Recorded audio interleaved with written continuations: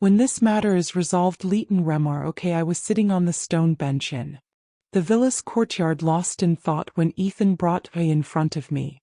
Just hours ago, A had been caught on camera by paparazzi suspected of being Ethan's mistress. The entire internet was digging into her past, accusing her of being the homewrecker who had destroyed May and Ethan's sweet love story. Third party, an intruder, Ethan's public image as a devoted husband, LED overnight, and even the foundation of his company began to tremble in my past life. When Ethan came to me with divorce papers, I was so furious that I uprooted every rose he had planted for me in the courtyard. I had screamed hysterically, demanding answers about his relationship with LA. She was clearly just his benefactor daughter. There were countless ways he could have handled the situation, but he chose to sacrifice me just to prevent Lila's depression from worsening. What Ethan didn't know was that during the period when the scandal was brewing online, I was also diagnosed with moderate depression. Autumn. Ethan called my name again, snapping me out of my daze. I lowered my gaze and fixed my eyes on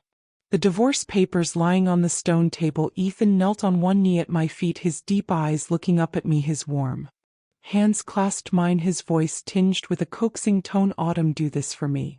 Okay, we'll tell the public that our marriage has long been in name, only that we decided to divorce a year ago, but just hadn't found the right time to announce it. I didn't respond immediately. Behind him, Lila stood in a white dress, draped in Ethan's jacket. Her lips were pale and her eyes were rimmed red. Sister Autumn, please help me. Okay, she pleaded. My mother took her own life because of online bullying. I don't want to follow in her footsteps. Please, I'll even get on my knees and beg you. She was about to kneel when Ethan swiftly stood up, supporting her and pulling her protectively into his arms. His expression darkened as he scolded her in a low voice. What are you doing? Elle flinched, her voice fragile and tearful as she looked up at him with tear-filled eyes. I just wanted Sister Autumn to feel better. Ethan's patience visibly waned, turning to me. The gentleness in his demeanor disappeared entirely. Autumn, I'm not here to negotiate. I've already made up my mind. Few refused to sign. Don't blame me for what happens next. I met his gaze calmly. He fell silent, but I knew what he was about to say, that I was well aware of the lengths he would go to. He would find countless ways to force me to comply. If it came to a lawsuit, I couldn't possibly win against his company's lawyers. That's exactly what he had said in my past life. Later, I was set up and photographed in compromising situations with male models, with damning evidence that branded me an adulteress. Overnight, I became a public disgrace, shamed by the world, while he and LA played the role of innocent victims. I'll sign, I said after a long pause, but you have to agree to one condition. Ethan gave me a quick glance and nodded. He handed me the pen and I took it, my expression utterly calm as I signed my name on the divorce papers. You're not going to read the agreement first? Ethan frowned at me. I smiled faint.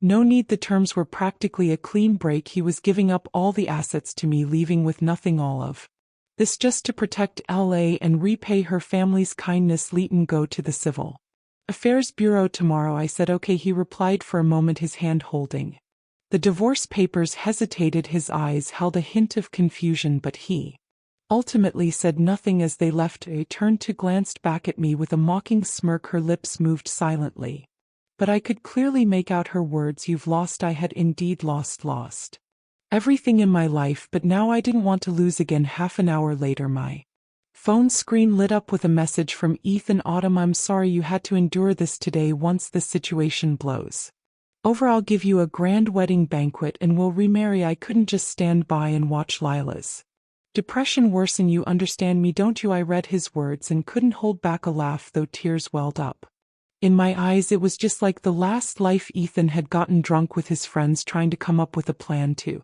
force me into divorce. What he forgot was that his friends were also my friends. One of them, Jason, had tried persuading me to understand Ethan, saying he was a man of deep loyalty and gratitude. He explained how Lila's father had recognized Ethan's abilities, invested in him, and helped him start his business. Without Leia's family, Ethan wouldn't have achieved his success. I had cried as I retorted Ethan could have clarified the situation in countless ways. Why did it have to be divorce? Jason had fallen silent, admitting that he had asked Ethan the same question. Ethan's answer had been, someone has to be wronged. Autumn will understand because she loves me. How absurd. As I loved him, I had to sacrifice myself. Thankfully, I still had a chance now when it came to Lila. Ethan always acted quickly. That very afternoon, after signing the divorce papers, he arranged a press conference for the evening. He even sent his assistant to invite me to attend and clarify the situation before I could respond. The assistant, assuming I would refuse, relate Ethan's words to me. Miss Autumn, you should attend this press conference, even if it's not for Mr. Ethan, it's for your reputation. I paused for a moment, then let out a bitter laugh. Ethan was threatening me, trying to use the same tactics as in my previous life to force me into submission. He wanted to throw dirt on me and make me struggle under the weight of public opinion until I had no choice but to bow my head. I had never understood, did Ethan see me as his wife or his enemy? This time he wanted to publicly clarify our relationship, and I was no exception. The press conference was held in the grand ballroom of the most luxurious hotel in the city. The invited journalists were all influential figures in the industry. When LA appeared arm in arm with Ethan, dressed in an elegant cheong samam, the reporters swarmed around them instantly. Ethan instinctively shielded her, smiling as he gently blocked the microphones aimed at her. Please give us some space. I'll answer your questions one by one shortly, he said, his voice calm and polite. As he looked up, his gaze met mine amidst the crowd of reporters. For a fleeting moment, I foolishly hoped he might step in to shield me too, but the next second he looked away, his expression unchanged, his smile unwavering. He Lila on the stage as if he hadn't seen me at all.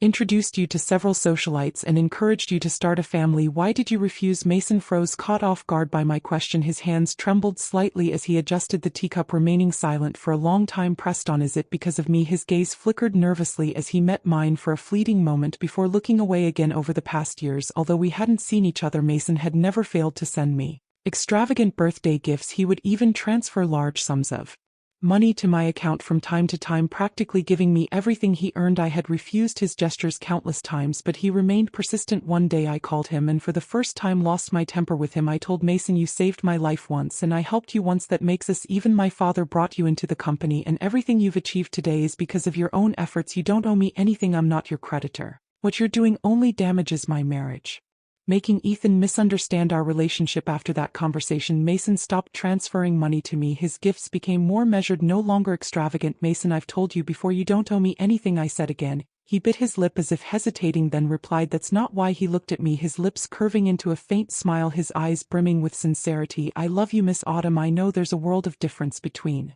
us, like mud and clouds. I've never dared to hope you'd look back at me, but my heart belongs to you. I don't want to deceive myself, nor do I want to hold anyone else back. As Mason's words trailed off, I raised my gaze to quietly study him. We were the same age, yet he had matured far earlier than me. When I first met him, he had been timid and out of place. Now he was a pillar of the company and my father's most trusted confidant. Last night, after returning to the old house, my father spoke with me. For a long time he talked about the company's future, my future.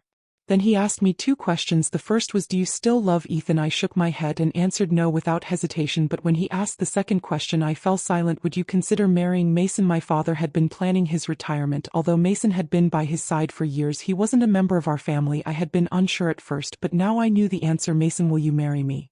Days later in the capital, Ethan sat in the art studio, his head bowed as he replayed the clip of my interview with the intern. Do you still love Mr. Ethan? The intern had asked. I had smiled and answered no. 3 simple words, yet they left him feeling inexplicably stifled. He had replayed that moment countless times as if trying to glean something from my expression, but he found nothing. Frustrated, he exited our chat window, but as he opened it, he realized our last exchange was from the day I reminded him to meet me at a.m. at the Civil Affairs Bureau to finalize our divorce certificate. He had simply replied okay, and that was it. In the past I had loved clinging to him, sharing every little detail of my life. He would always respond promptly, but scrolling back through our chat history, he noticed how over time it became mostly one-sided. I had been talking to myself, and his occasional replies were nothing more than okay or got it. He had been too busy with work at the company after Lila's father passed away. Her depression had worsened and she had attempted suicide multiple times. He had been consumed by trying to manage everything and hadn't been able to focus on me. Suddenly Jason sent him a message. Autumn is marrying Mason. Ethan shot to his feet in shock, accidentally knocking over a nearby easel. The landscape painting on it fluttered to the floor as he bent down to pick it up. A medical report slipped out from underneath the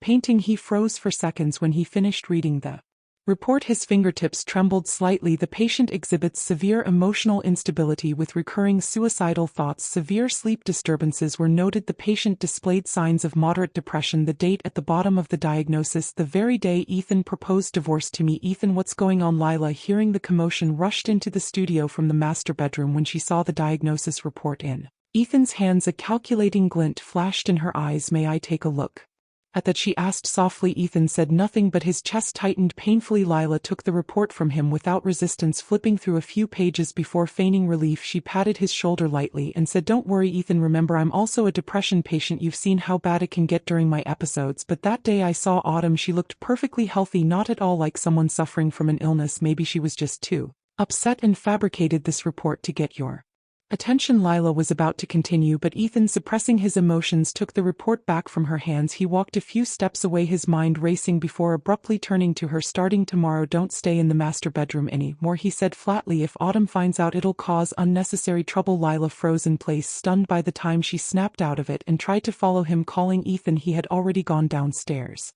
hurriedly leaving without even taking his coat that moment. Ethan didn't care whether the report was real or not, or whether I was truly marrying Mason. The only thought in his mind was to find me and bring me back home. Mason, on the other hand, had been meticulously involved in every detail of our wedding preparations. During the day, he managed company affairs and supervised the wedding arrangements. At night, he sat in the living room carefully writing out invitations by hand. "Autumn, you don't need to handle all these things yourself. Let your assistant take care of it. You're already working so hard. There's no need to exhaust yourself further." I stood at the top of the stairs holding a cup of tea, looking down at him. In the living room, he sat down his pen and gave me a warm smile. "No matter what it is, I want to give you the best, Autumn. I know I may not hold a place in your heart, but you've always been at the center of mine." For a moment, as our gazes met, I felt a flicker of emotion stir within me, something I hadn't felt in a long time. "Mason, you don't need to feel burdened by this. Just focus on being a beautiful bride," he added with a soft laugh. His eyes, though calm, no longer hid the depth of his feelings. I smiled faintly and nodded, but I hadn't expected Ethan to show up in Harbor City. Mason and I had just stepped out of the fitting room after trying on our wedding attire when I saw Ethan standing under a camphor tree across the street. He wore a simple white shirt, his hair slightly disheveled, his face pale and devoid of its usual vitality. His gaze lingered on my hand clasped with Mason before he looked away. Ethan forced a weak smile and said, "Autumn, I've come to take you home. We don't have to wait until next year. Let's remarry now, okay?"